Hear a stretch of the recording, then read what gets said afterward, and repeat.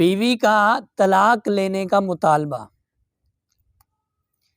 عام طور پہ صحابہ کرام اس بات کو بڑی گہری نگاہ سے دیکھتے تھے کہ آیا کہ اللہ تعالیٰ ہم سے ناراض ہیں یا خوش ہیں۔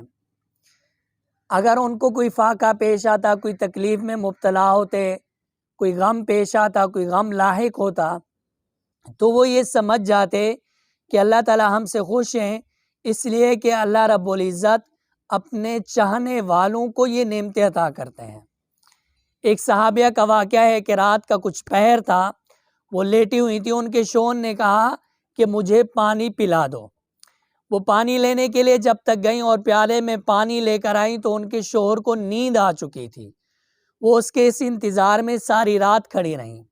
جب ان کا شوہر نیند سے بیدار ہوا تو وہ یہ دیکھ کر بڑا خوش ہوا کہ اس کی بیوی اس کے پاس پانی لے کر کھڑی ہوئی ہے۔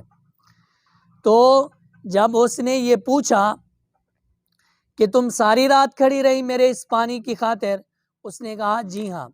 کہا کہ پانی پینے کے بعد اس نے کہا میں آج تم جو مجھ سے مطالبہ کرو گی میں اس کو پورا کروں گا۔ بیوی نے فوراً کہا کہ مجھے طلاق دے دو۔ شوہر بڑا حیران اور پریشان ہو گیا اور کہنے لگا کہ یہ کیسی بات ہے اور یہ کیسا مطالبہ ہے۔ بیوی نے اصرار کیا کہ تم نے کہا تھا کہ میں تیرا مطالبہ پورا کروں گا، لہٰذا میرا مطالبہ یہ ہے کہ تم مجھے طلاق دے دو۔ شوہر نے کہا تھوڑا ٹھہر جاؤ، صبح کی نماز کے بعد آپ صلی اللہ علیہ وسلم کی خدمت میں چلتے ہیں، جس طرح آپ فیصلہ فرمائیں گے اسی طرح کر لیں گے۔ بیوی نے کہا ٹھیک ہے۔ صبح کی نماز کے بعد جب وہ جا رہے تھے تو راستے میں شوہر کو کوئی دھکا لگا، کسی پتھر سے ٹکرائے اور وہ گر گئے۔ ان کے پاؤں میں چوٹ آئی اور پاؤں سے خون بہنے لگا۔ بیوی نے فوراً اپنا دوپٹہ چیرا اور پاؤں پر باندھ دیا اور خون بھی صاف کر دیا۔ بیوی نے کہا اب واپس چلیں۔ شوہر نے کہا یہ کیا بات ہوئی؟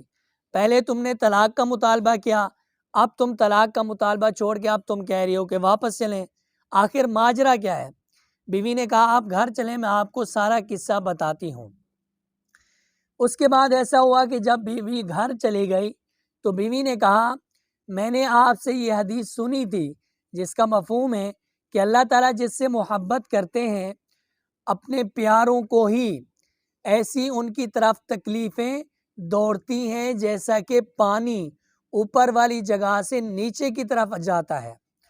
تو میں نے ساری زندگی آپ کے ساتھ گزاری، آپ کے ساتھ سکھ دیکھا، خوشیاں دیکھی، راحت دیکھی، سکون ملا، دولت دیکھی، لیکن آپ کے پاس کبھی میں نے کوئی پریشانی نہیں دیکھی، لیکن میں نے آپ کے پاس کبھی کوئی پریشانی نہیں دیکھی۔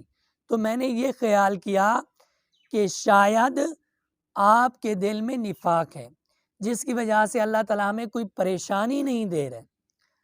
جب میں آپ صلی اللہ علیہ وسلم کی خدمت میں ہم جا رہے تھے تو میں نے یہ دیکھا کہ آپ کو تکلیف لاحق ہوئی، تو میرے دل میں جو خیال تھا وہ ختم ہو گیا، اور میں اب یہ مانتی ہوں کہ آپ کے ایمان میں شک نہیں کیا جا سکتا۔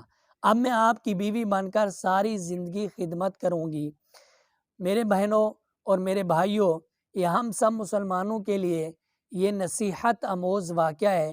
آج ہمارے معاشرے کے اندر طلاقیں بہت زیادہ ہو گئی ہیں، لہٰذا ہم اپنے آپ کو بچائیں، اپنے بچوں کی صحیح تربیت کریں اور اس بات کا عہد کریں کہ ہم ساری زندگی اپنے شوہروں کی خدمت کریں گی، ان کے ہر ایک حکم کو بجا لائیں گی اور دنیا میں بھی کامیاب ہوں گی اور آخرت میں بھی کامیاب ہوں گی۔ امید ہے کہ آپ کو یہ واقعہ پسند آیا ہوگا۔